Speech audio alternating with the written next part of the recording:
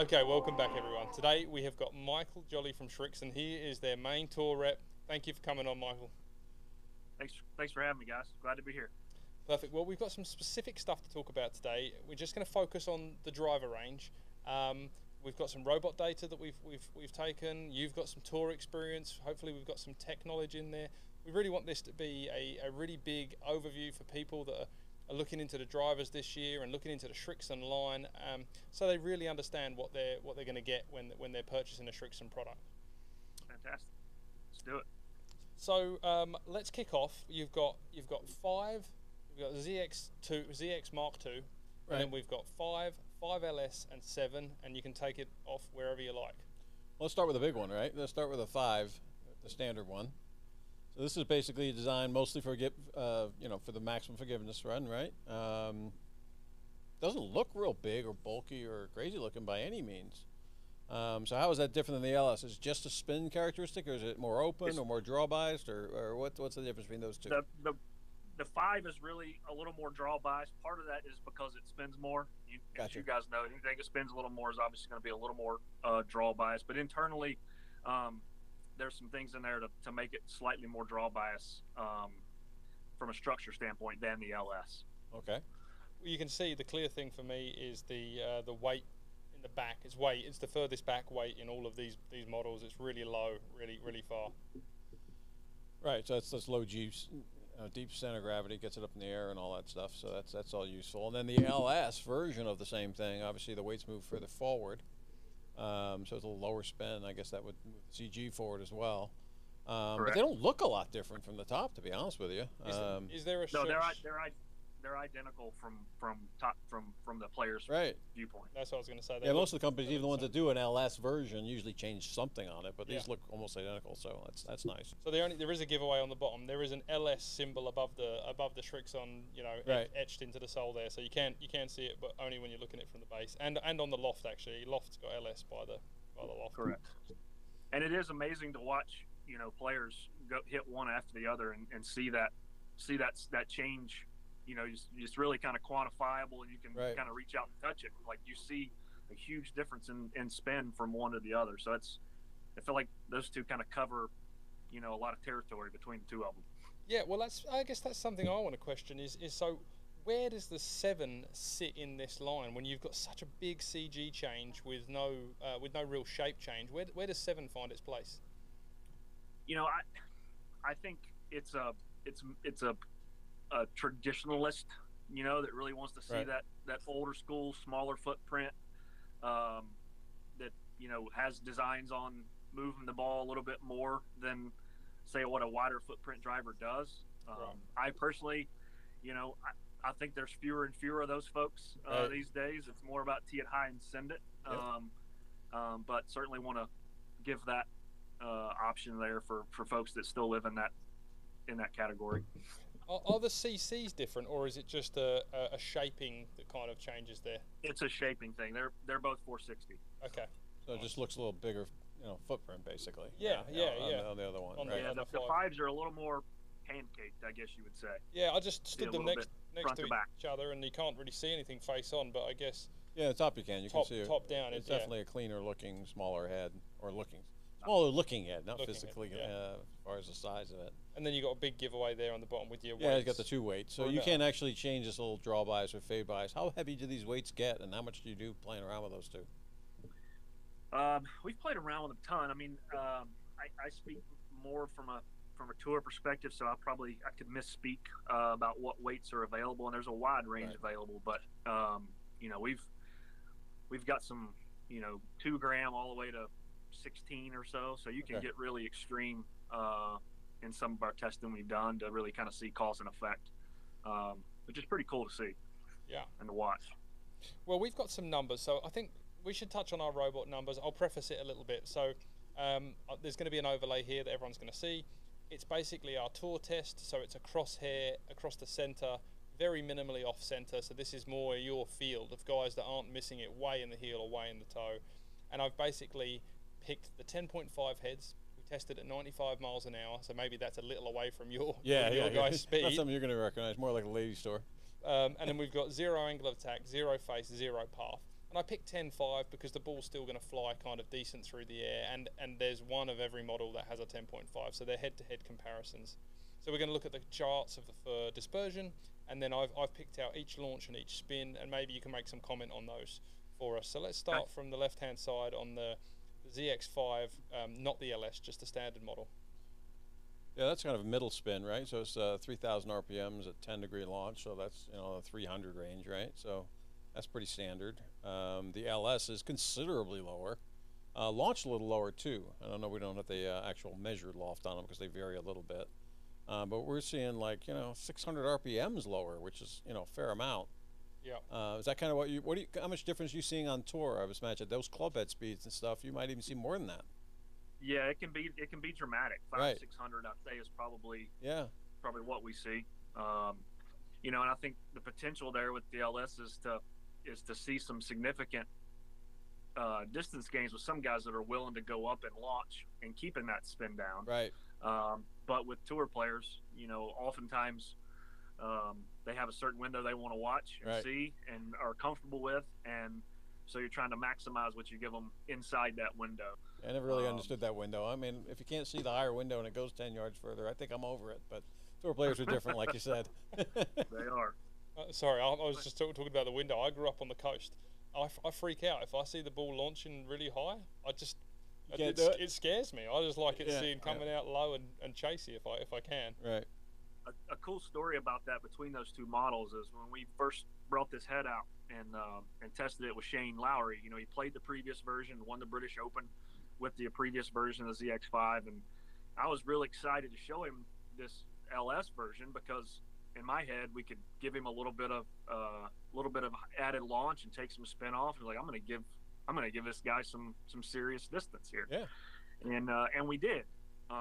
He did see some distance gains by making that change, but you know, after putting on the course for a few weeks, he was like, I can't play the way that I want to play with this driver. I need more spin because he changes trajectories a lot, moves it right to left a lot when he wants to, and shapes it a lot, hits a lot of different trajectories. And he really needed the driver that spins more than maybe what somebody like me or you guys says is ideal to play the way he plays. So that option of going back and forth between those two spin sort of models is good for us to have both options. Yeah, and with such a dramatic change, there's so much tinkering you can do, obviously, with the weights that you've got in there and then the actual face angles and those kind of things. You can play around with either side of it to dial it in, which is cool. Out of curiosity, and you know, I'm not going to hold you to this exact numbers, but what percentage of the tour players you've got out there are playing which one of these models? I would imagine it's probably pretty spread. It's pretty spread. I would say currently we have Brooks is in an LS, Shane's in the regular 5, Hideki's in the regular 5. It's pretty split. Yeah. Not as many as 7s anymore, though? Not as many 7s. Right. Why do you think you're not seeing the 7s out there? Is it forgiveness or shape, or guys just trying not to move it as much on tour at the moment? I think it's a combination of all those things. I think guys predominantly want to see, you know, ball just flies really straight that, you know, has a tendency to fall a little right. And that's kind of where that 5 LS lives. And then if they need a little more spin, they've got the 5. I just think that forgiveness piece is a big part now across the board, really. I mean, you're even seeing it in irons, right? More guys playing absolutely bigger irons than they used to. Well, one of the things I think I noticed with the Srixon iron lineup is the heel to toe length compared to a lot of other brands out there is notably longer, and I guess that definitely builds in towards that, you know, falling right ball flight. Yep, no doubt. And what kind of shafts are you kind of matching up in these for those guys on tour? I think that's an interesting one to play with. That's such a I don't know how you guys do what you do. Right. with all the shafts out there, and trying to understand, you know, what they are and what they're supposed to do and what they actually do, and, you know, with this characteristic and that. We've seen, by and large, we see guys stick to shafts they've used forever and want to try to make the driver head work to that shaft, because that I think with those guys, more often than not, it's more the feel center than the engine. You know, the way a lot of people refer to it that way, but they're looking for a certain feel that they've always had, and especially when they get tight, and it matters. Having that feel that they're so accustomed to is really important. So, you know, Ventus has obviously been super popular on tour, and we've had success with some of their parts. Shane and Brooks are still using older Diamanta parts they've used for a while. Hideki's obviously, everyone knows, is a graphite design guy. He's been in for a long time. So a lot of creatures are habit on that front. Yeah. Well, I tell you how we do it, actually, is we cheat, right? So we have, and we'll let you, maybe we'll have a separate call on this stuff. We have an S3 machine which measures everything about shafts, and we have that database, and that's how we decide. But you're right, it's confusing. There's just so much stuff out there. One thing, I don't know if you guys have seen it, but we sort of do the same thing. We test everything in our lab of what's come out, and you know, we had the Miyazaki thing years and years ago. Oh yeah, right. We tested, had those flex codes, and you know, on the 1 to 9 scale, and there was only a couple of shafts back in the day, probably 10, 12 years ago, that flexed on the 9 plus end of that scale for us. Like, I think an Autola prototype was one of them. Right. Forever ago, and now it seems like there's just limitless options that are just off the scale stiff. Especially from where the tip. it was. Yeah, from where it was 5, 6, 10 years ago. Yeah, really I definitely agree. Over the last 7, 8 years or so, stuff has gotten stiffer in the tip specifically, which is difficult, right? Because it's the smallest diameter, which makes it a little bit softer to begin with. But the materials have gotten so much better. They're making those way stiffer and way lower spinning and launching. Right, and they're figuring out how to do that while keeping weight of the golf shaft down and torque up. So it's like a super stiff, good feeling, lightweight. It's like this. And there's a lot of different stuff out there now, that's for sure. Yeah, definitely contributing to bombing it. Do you feel like you've got most of your tour players out there now playing this Mark II line? Yes. I mean, across the board, I don't think all the guys of the previous driver version have switched to Mark II, and there's a couple straggler sets of irons from the last from the original ZX7 line, but there's few and far between. Pretty much everyone's adopted Mark II. Yeah, and I know you're predominantly on tour, but can you shed any light onto like your market within the general public? Are you selling a bunch more of the regular 5 over the LS, or is the average punter coming in there and wanting that low spin? I think it's pretty. From what I understand, it's pretty even. I think 5 wins the race over 7, but I think between 5 and 5 LS, it's a pretty good balance between those two. Yeah. Well, particularly when you get to the lower club head speeds and stuff, and people forget this. All this low spin stuff's great for high speeds, but a lot of people need spin, especially now we got the shafts that we just talked about. They're getting stiffer in the tip and stiffer overall, and everything else, and the ball spinning less. I mean, it's not for everybody, the low spin stuff, for sure. It's interesting to see you got some tour players that still, even at higher club head speed, they still like to spin. So, and we're even seeing it like as golf courses continue to play really firm.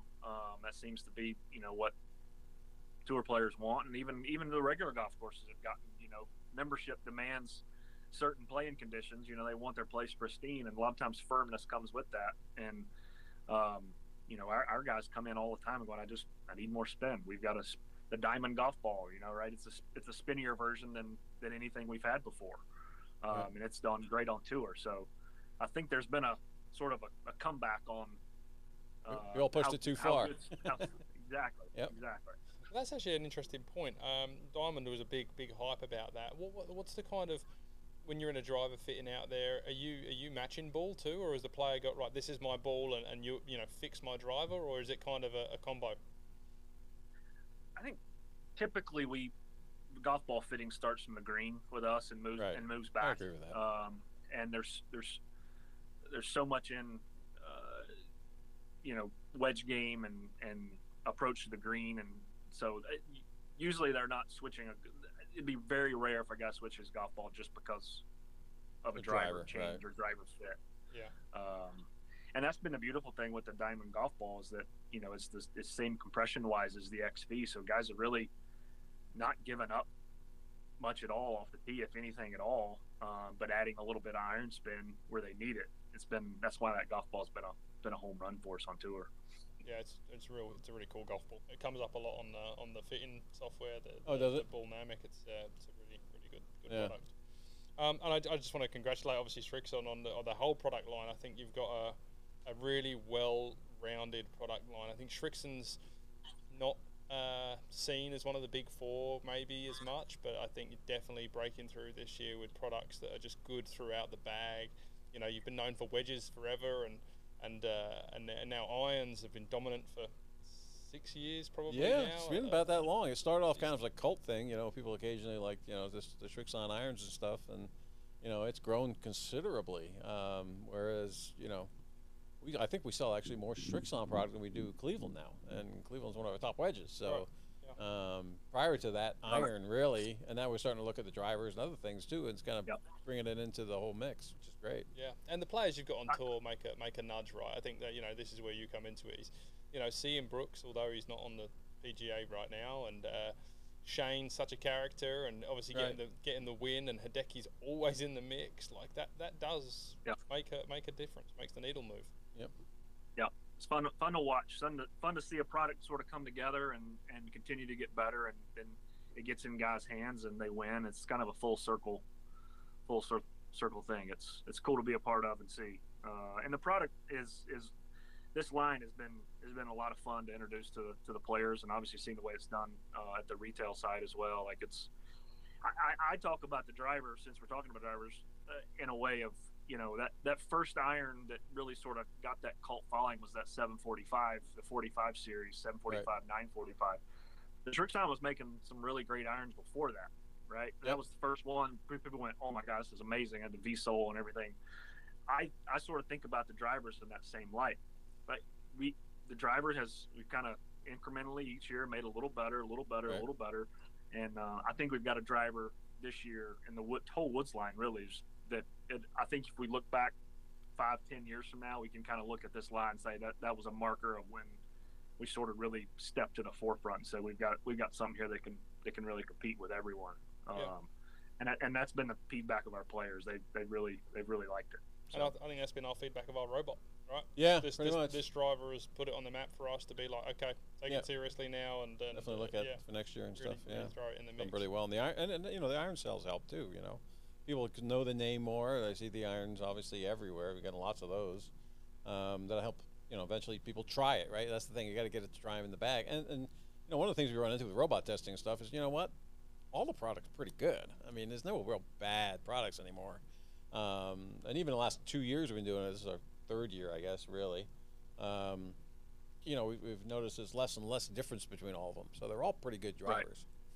Right. Can I ask a question? Sure. I know you guys are asking me questions, but what is the separator for a customer that comes in, like a 7-8 handicap that plays a lot, you know, really good player that wants to improve, and they've tested 6 different drivers across different equipment manufacturers. If they all perform sort of similarly, what's their that issue that comes up more often than not? It's like, I'm going to buy it because of this. That's a really good question. I don't know. I will tell you what happens in most driver fittings, and I don't do that many myself, but Jacksonville has quite a few of them, ends up in a tie, right? It's usually a tie between at least 2. You know, we try to narrow it down to 2. But there's always kind of a tie at the end, and it's kind of like, you know, which one you like the look or feel of or whatever, you know. Or what feels better for you? I mean, what do you know, Jack? Well, I mean, it's difficult at that point because there is no right answer, right? They're both good drivers. Right. Why I laugh is because I think the answer is doesn't matter. Is nonsense, right? I think the answer is, oh, you know, I was fit by a rep for X brand when I was younger, and I'd like to stay with that. You know, that's what it boils down to. It's like brand trust or TV brand trust or something like that, and that ultimately gets them over the line on that final hurdle. And that's a difficult one to break into too, right? Especially in the U.S. Oh. You know, we've got, you know, Callaway, TaylorMade, and Titleist kind of ingrained everywhere, and to sneak into that bunch, you know, Srixon being, you know, #1 club in Japan for a million years, right? Or back and forth between them and Bridgestone and stuff, but you know, trying to get into the market here has been difficult because of that reason, right? People just don't recognize it, but. You know, I think that's changed over the last 5 years. You know, I think that's quite a big different deal now. I totally agree. And Hideki might have helped a little too, obviously. Hideki and Brooks, I think you guys are on the right track. Like we touched on the tour guys, the more of those big tour guys you get having fun, winning tournaments, you know, a character. I think that really helps. You know, I just think about the competitors' brands, some of their marketing campaigns with 5 of your favourite golfers shooting the breeze on the range, having fun, belting drivers. Like, if you could do something like that, sure, the needle's gonna move a bit more, and people are gonna settle on it at the end of a fitting. I think that really is, you know, as dumb as it is, it's what moves the sale at the end of the day. Yeah, I hear that. And they're all about the same price too, for the most part. I mean, it's $100 in here or there, but I don't see price coming into it very often. Not in our arena. Maybe, that's true. Maybe in a big box arena, people would probably nudge for a $50 thing, but it's certainly it's an all-round thing. Bit of performance, bit of look, bit of brand, and but the answer is right. I mean, you know, pretty much every fitting you do, you end up with at least 2 or 3 that are kind of a toss-up, right? I mean, you know, if you got the guy, even a good player, a 5 handicap, you know, you're not going to get 3 shots with each driver exactly the same in the middle to determine which one's better. And to be honest, I mean, I cheat. You know, I narrow it down to a couple clubs I like to look of, and I put them on the robot and find out which one's the best. And for irons, for instance, I hit on the toe, so I hit some off the toe with the 3 clubs and see which one works better. And that's but I can't tell myself. You know, I just can't hit enough balls to get enough statistical data to figure out which one's better. And that's part of our journey with this robot analysis and the software that we're producing is really to help golfers make an informed decision based on technology, based on data rather than just the marketing stuff or whatever. Right. And I think there's place for both of them, obviously. But you know, I'm over the marketing. I mean, if it said, you know, big piece of something, you know, or whatever on the bottom, and it went 10 yards further and looked like crap, I'd still play it. But you know, people do look at the names and stuff, and Srixon's one of them now, I think, so which is good. Yeah, I agree. I think that's what I really appreciate about the way that Srixon goes about product development is you're not going to see year to year this massive sea change in what works and what they believe in, right? It's the irons. We know that the VSOL works. We know what profiles people like, and you're going to see just, you know, some iterational sort of improvements along the way, and I think you're going to see that in the driver as well. It's not like next year you're going to see a driver that has some brand new out of this world, you know, marketing technology, and we're going to continue. This driver's been really successful. We're going to make some improvements here we need to, and make a better product, and we're going to do that on the next one. Not sort of throwing darts all over the place trying to. Well, sometimes that dart stuff works, but sometimes you miss the board, which has happened with a couple of companies in the last few years. So that's not a good thing, right?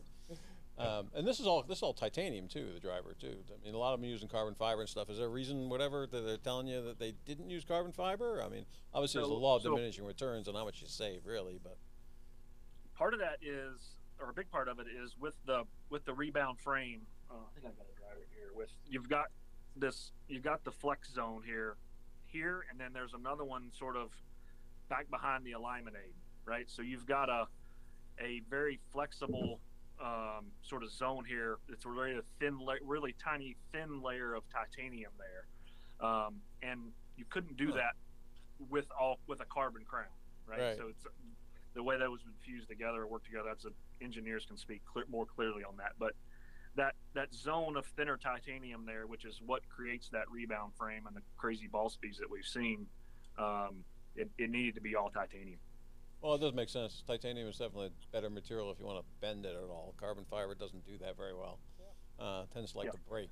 And I think the consensus for them, it's probably 50-50, but a lot of people like the sound of titanium still, like the feel of titanium. Yeah. Some of the carbon people go, oh, what's that? It's a shock. It's a wooden, you know, duller sound. So I still think it's a most of the titanium stuff sounds good. Yeah, it's a big market. Stuff carbon could be either way, right? You got some funny sounding stuff and not, but these certainly feel good. These feel great. I mean, they definitely sound and look good and feel good, which is, you know, and maybe that's one of the things at the end of the day too, when you get down to 2 drivers. I think you're right. Which one feels better, you know, 100%, and that's all sound. So certainly a piece that you want to look at for sure.